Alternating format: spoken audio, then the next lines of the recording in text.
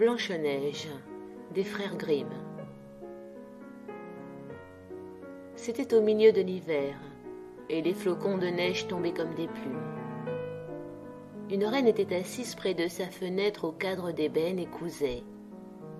Et comme elle cousait et regardait la neige, elle se piqua les doigts avec son épingle, et 3 gouttes de sang en tombèrent. Et voyant ce rouge si beau sur la neige blanche, elle se dit « Oh, si j'avais un enfant blanc comme la neige, rouge comme le sang et noir comme l'ébène !» Bientôt elle eut une petite fille qui était aussi blanche que la neige, avec des joues rouges comme du sang et des cheveux noirs comme l'ébène, ce qui fit qu'on la nomma Blanche-Neige. Et lorsque l'enfant eut vu le jour, la reine mourut. 1 an après, le roi prit une autre femme. Elle était belle, mais fière et hautaine à ne pouvoir souffrir qu'aucune autre la surpassât en beauté. Elle avait un miroir merveilleux, et quand elle se mettait devant lui pour s'y mirer, elle disait « Petit miroir, quelle est la plus belle de tout le pays ?» Et le miroir répondait « Madame la reine, vous êtes la plus belle. » Alors elle était contente, car elle savait que le miroir disait la vérité. Mais Blanche-Neige grandissait et devenait toujours plus belle. Et quand elle eut 7 ans, elle était aussi belle que le jour, plus belle que la reine elle-même. Comme celle-ci demandait une fois à son miroir « Petit miroir, quelle est la plus belle de tout le pays ?» Il lui répondit aussitôt « Madame la reine, vous êtes la plus belle ici, mais Blanche-Neige est 1000 fois plus belle que vous. » La reine, consternée, devint livide de rage et d'envie. Depuis ce moment, la vue de Blanche-Neige lui bouleversa le cœur, tant la petite fille lui inspirait de haine. L'envie et la jalousie ne firent que croître en elle, et elle n'eut plus de repos ni jour ni nuit. Enfin, elle fit venir son chasseur et lui dit « Portez l'enfant dans la forêt, je ne veux plus la voir devant les yeux. Là vous la tuerez, et vous m'apporterez son foie et ses poumons comme preuve de l'exécution de mes ordres. » Le chasseur obéit et emmena l'enfant avec lui. Et quand il eut tiré son couteau de chasse pour percer le cœur de l'innocente Blanche-Neige, voilà que la petite fille commença à pleurer et dit « Mon bon chasseur, laisse-moi la vie, je courrai dans la forêt sauvage et ne reviendrai jamais. » Elle était si belle que le chasseur eut pitié d'elle et dit « Va, pauvre enfant. » Il pensait en lui-même « Les bêtes féroces vont te dévorer bientôt. » Pourtant il se sentit le cœur soulagé d'un grand poids à l'idée qu'il avait pu se dispenser de l'égorger. Et comme il vit courir devant lui un marcassin, il le tua, en prit le foie et les poumons, s'en fut les présenter à la reine qui les fit bien assaisonner et cuire. Et la méchante femme crut manger la chair et le sang de Blanche-Neige. Pendant ce temps, la pauvre enfant errait toute seule dans l'épaisse forêt, et elle avait si grand-peur qu'elle regardait d'un air inquiet tous les arbres et toutes les feuilles, ne sachant où trouver du secours. Puis elle se mit à courir sur les pierres pointues et sur les épines, et les bêtes féroces bondissaient à côté d'elle, mais sans lui faire aucun mal. Elle courut aussi longtemps que ses pieds purent la porter jusqu'à la brune, et elle aperçut alors une petite cabane où elle entra pour se reposer. Tout dans cette cabane était petit, mais si gentil et si propre qu'on ne saurait le décrire. Il y avait une petite table recouverte d'une nappe blanche, avec 7 petites assiettes, chaque assiette avec sa petite cuillère, puis 7 petits couteaux, 7 petites fourchettes et 7 petits gobelets. Contre le mur, il y avait 7 lits l'un à côté de l'autre, couverts de drap blanc comme la neige. Blanche-Neige avait très faim et très soif. Elle mangea une cuillerée de légumes avec une bouchée de pain dans chaque assiette et but dans chaque gobelet une goutte de vin, car elle ne voulait pas prendre une seule part tout entière. Puis, comme elle était fatiguée, elle essaya de se coucher dans un des petits lits. Mais l'un était trop long, l'autre trop petit, et enfin il n'y eut que le 7e qui fût à sa taille.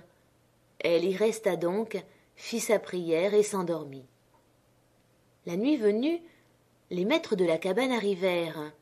C'étaient des nains qui cherchaient de l'airain et de l'or dans les montagnes. Ils allumèrent leurs petites lampes, et quand le logis fut éclairé, ils virent bientôt que quelqu'un avait passé par là, car tout n'était plus dans le même ordre où ils l'avaient laissé. Le premier dit « Qui s'est assis sur ma chaise ?» Le second « Qui a mangé dans mon assiette ?» Le troisième « Mais qui a pris de mon pain ?» Le quatrième « Qui a touché à mes légumes ?» Le cinquième « Qui a piqué avec ma fourchette ?» Le sixième « Mais qui a coupé avec mon couteau ?» Et le septième « Qui a bu dans mon gobelet ?» Puis le premier se retourna et vit que son lit était un peu affaissé. « Qui s'est couché dans mon lit ?» dit-il. Et les autres d'accourir et dirent « Dans le mien aussi, il y a eu quelqu'un. » Mais le septième, en regardant son lit, aperçut Blanche-Neige qui y était couchée et dormait. Il appela ses frères qui se hâtèrent de venir et se récrièrent d'étonnement, et chacun fut chercher sa lampe pour mieux contempler Blanche-Neige.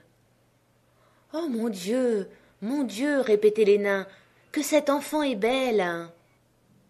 Ils étaient ravis de l'admirer et se gardèrent bien de l'éveiller. Le septième nain dormit 1 heure dans le lit de chacun de ses compagnons jusqu'au point du jour. Le matin, quand Blanche-Neige sortit de son sommeil, elle vit les petits hommes et fut effrayée. Mais ils se montrèrent fort aimables et lui demandèrent son nom. « Je me nomme Blanche-Neige, » dit-elle. « Par quel hasard, reprirent les nains, es-tu venue dans notre maison ?» Alors elle leur conta son histoire, comment sa belle-mère avait voulu la faire tuer, comment le chasseur l'avait épargnée, et comment elle avait couru tout le jour jusqu'à ce qu'elle rencontrât la petite cabane. Les nains lui dirent « Veux-tu faire notre ménage, les lits, la cuisine, coudre, laver, tricoter ? En ce cas, nous te garderons avec nous, et tu ne manqueras de rien. » Blanche-Neige leur promit tout ce qu'ils désiraient et resta chez eux. Elle vaquait aux soins du ménage. Le matin, les nains s'en allaient pour chercher dans les montagnes de l'airain et de l'or, et le soir, ils rentraient au logis où le dîner devait se trouver prêt. Toute la journée, la jeune fille était seule, et ils l'avertissaient en partant de se tenir sur ses gardes. Car, disaient les bons petits hommes, ta marâtre saura bientôt que tu es ici, n'ouvre à personne. Cependant, la reine, qui croyait avoir mangé la chair et le sang de Blanche-Neige, pensait bien être de nouveau la plus belle femme du pays, et pour en avoir l'assurance, elle se mit devant son miroir et lui dit « Petit miroir, quelle est la plus belle de tout le pays ?» Aussitôt le miroir de répondre « Madame la reine, vous êtes la plus belle ici, mais Blanche-Neige, au-delà des montagnes, chez les 7 petits nains, est 1000 fois plus belle que vous. » La reine pâlit de colère. Elle savait que le miroir ne mentait pas, et elle reconnut que le chasseur l'avait trompée et que Blanche-Neige vivait encore. Elle songea derechef au moyen de la tuer, car aussi longtemps qu'elle ne serait pas la plus belle, elle sentait qu'elle n'aurait pas de repos. Enfin, elle imagina de se grimer le visage et de s'habiller en vieille marchande, de façon à se rendre méconnaissable. Ainsi déguisée, elle alla dans les 7 montagnes, chez les 7 nains, frappa à la porte de la cabane et cria « De belles marchandises, achetez, achetez !» Blanche-Neige regarda par la fenêtre et dit « Bonjour, ma bonne femme, que vendez-vous là ?»« De bonnes marchandises, de belles marchandises !» reprit l'autre, « des lacets de toutes les couleurs !» Et elle tira de sa boîte un lacet tressé de soie de diverses couleurs. « Je peux laisser entrer cette brave femme, » pensa Blanche-Neige. Et tirant le verrou de la porte, elle ouvrit à la vieille et lui acheta le beau lacet. « Enfant, dit la vieille, de quelle façon êtes-vous lacée ? Je vais vous montrer comment il faut faire. » Blanche-Neige, sans aucun soupçon, se plaça devant elle et se fit lacer avec le nouveau lacet. Mais la vieille le serra si fort que la jeune fille en perdit la respiration et tomba comme morte. Maintenant tu as fini d'être la plus belle, dit la marâtre, et elle s'en alla au plus vite. Vers le soir, les 7 nains revinrent à la cabane, mais quel ne fut pas leur trouble en apercevant leur chère Blanche-Neige étendue par terre sans mouvement et comme inanimée. Ils la relevèrent, et quand ils eurent vu le lacet qui l'étranglait, ils le coupèrent. Alors elle commença à respirer faiblement et revint à elle peu à peu. Les nains écoutèrent le récit de ce qui s'était passé et dirent « La vieille marchande n'était autre que la reine. Prends garde de n'ouvrir à personne désormais en notre absence. » La méchante reine, dès qu'elle fut de retour chez elle, alla droit à son miroir et lui demanda « Petit miroir, quelle est la plus belle de tout le pays ?» Et le miroir magique de répondre « Madame la reine, vous êtes la plus belle ici, mais Blanche-Neige au-delà des montagnes, chez les 7 petits nains, est 1000 fois plus belle que vous. » Lorsque la reine entendit cela, tout son sang se porta au cœur, tant sa colère fut violente à l'idée que Blanche-Neige était en vie. « À présent, dit-elle, il faut que je trouve un moyen infaillible de la perdre. » Et avec son art de sorcière, elle fabriqua un peigne empoisonné. Puis elle se déguisa de nouveau sous la figure d'une autre vieille bohémienne. Elle s'en fut par les 7 montagnes chez les 7 nains, frappa à la porte et dit « Bonne marchandise à vendre, achetez !» Blanche-Neige regarda par la fenêtre, mais elle répondit « Je ne dois faire entrer personne, passez votre chemin. »« On vous permettra bien de regarder seulement, » repartit la vieille, qui tira le peigne empoisonné et le mit sous les yeux de la jeune fille. Il plut tellement à celle-ci qu'elle se laissa entraîner à ouvrir la porte. Lorsqu'elle eut acheté le peigne, la vieille dit « Attends, je vais te peigner comme il faut. » La pauvre Blanche-Neige, sans nulle méfiance, laissa faire la vieille. Mais à peine avait-elle entré le peigne dans les cheveux de sa victime que le poison commença à agir et que la jeune fille tomba roide par terre comme frappée de mort. « Eh bien, ma belle, » dit la vieille en ricanant, « cette fois, c'en est fait de toi. » Puis elle sortit. Par bonheur, le soir approchait, et c'était l'heure de retour des nains. En voyant Blanche-Neige étendue ainsi, ils pensèrent tout de suite à sa belle-mère et cherchèrent partout la cause de ce qui venait d'arriver. Ils mirent la main sur le peigne empoisonné, et à peine l'eurent-ils retiré que Blanche-Neige reprit connaissance et raconta ce qui avait eu lieu. Les nains lui recommandèrent plus vivement que jamais de ne laisser pénétrer personne jusqu'à elle. Tandis que la charmante enfant triomphait pour la 3e fois de ses embûches, la reine dans son palais consultait le miroir suspendu au mur. « Miroir, petit miroir, qui est la plus belle de tout le pays ?» Et comme naguère il répondait « Madame la reine, vous êtes la plus belle ici, mais Blanche-Neige, au-delà des montagnes, chez les 7 petits nains, est 1000 fois plus belle que vous. » Lorsque la marâtre entendit cette nouvelle réponse, elle trembla de fureur. « Blanche-Neige mourra, s'écria-t-elle, quand il devrait m'en coûter la vie. » Puis elle s'enferma dans une chambre secrète où personne n'entrait, et y prépara une pomme empoisonnée, superbe à voir, blanche et rose de peau, fraîche à croquer. Cette pomme avait le pouvoir de tuer quiconque en goûterait un morceau. Lorsqu'elle l'eut bien apprêtée, la reine se peignit la figure et, déguisée en paysanne, retourna dans les 7 montagnes au pays des 7 nains. Parvenue à la cabane où demeurait Blanche-Neige, elle frappa, et la jeune fille mit la tête à la fenêtre. « Je ne dois laisser entrer personne, dit-elle, les nains me l'ont défendu. »« Soit, répliqua la paysanne, cela m'est égal, on m'achètera mes pommes ailleurs. Tenez, en voici une, je vous la donne. »« Non, dit Blanche-Neige, je ne dois rien prendre. »« Auriez-vous peur de quelque poison ?» dit la vieille. « Regardez, voici ma pomme coupée en 2 moitiés. Mangez la rouge, je mangerai la blanche. » Mais la pomme était préparée avec tant d'art que seul le côté rouge était empoisonné.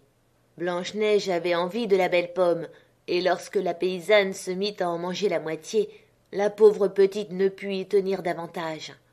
Elle tendit la main et prit la moitié où se trouvait le poison.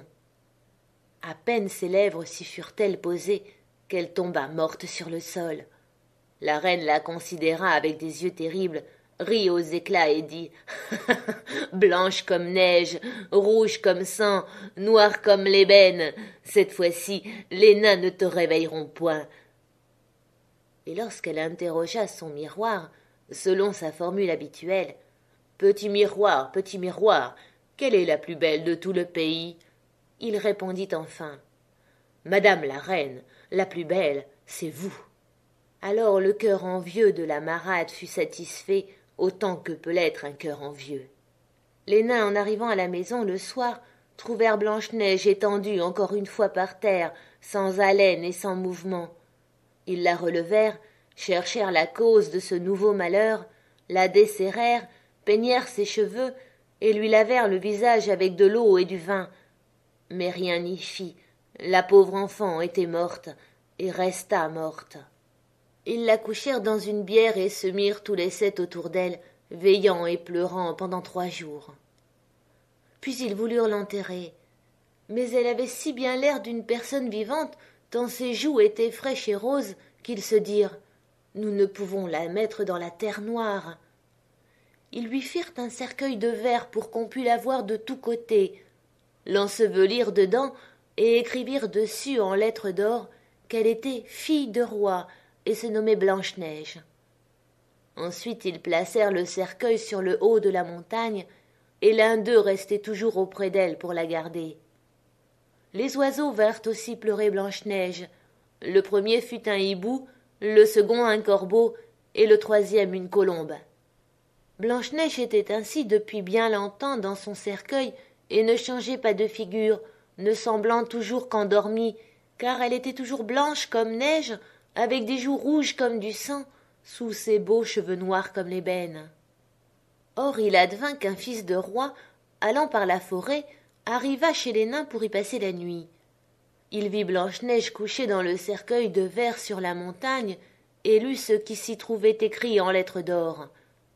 Alors il dit aux nains, « Livrez-moi ce cercueil, je vous donnerai ce que vous voudrez. » Mais les nains répondirent, « Nous ne le livrerions pas pour tout l'or du monde. » « Eh bien, reprit-il d'un ton suppliant, « faites-m'en présent, car je ne peux plus vivre sans voir Blanche-Neige. » Les bons petits nains, touchés de ses prières, eurent pitié de lui et lui permirent d'emporter le cercueil. Les gens du prince le soulevèrent sur leurs épaules, mais ayant heurté du pied une grosse racine, ils tombèrent, et par l'effet du choc, le cœur de la pomme sortit du gosier de Blanche-Neige. Presque aussitôt, elle rouvrit les yeux, se redressa et dit « Mon Dieu, où suis-je » ?« Avec moi qui t'aime plus que tout au monde !» s'écria le fils de roi plein de joie. Et il lui raconta ce qui s'était passé. « Viens avec moi dans le château de mon père, dit-il, et tu seras ma femme. » Et Blanche-Neige sentit bien qu'elle l'aimait aussi, et elle s'en fut avec lui, et la noce fut préparée en grande pompe. On n'oublia pas d'inviter la méchante belle-mère à la fête. Lorsqu'elle se fut parée de ses plus riches autours, elle se mit devant son petit miroir et dit « Petit miroir, quelle est la plus belle de tout le pays ?» Le miroir répondit « Madame la reine, vous êtes la plus belle ici, mais la jeune reine est plus belle que vous. » La méchante femme se récria de fureur. Dans son trouble, elle ne savait plus que faire. Tout d'abord, elle ne voulut plus aller à la noce. Mais bientôt, elle changea de résolution et n'eut point de repos qu'elle ne fût partie pour voir la jeune reine. Et lorsqu'elle entra, elle reconnut Blanche-Neige et resta immobile de terreur et d'angoisse. Mais on avait déjà mis des pantoufles de fer sur un feu de charbon ardent et on les apporta toutes brûlantes. Il lui fallut chausser ses pantoufles rougies au feu et danser avec. Elle fut condamnée à danser jusqu'à ce qu'elle eût les pieds consumés et tomba roide morte.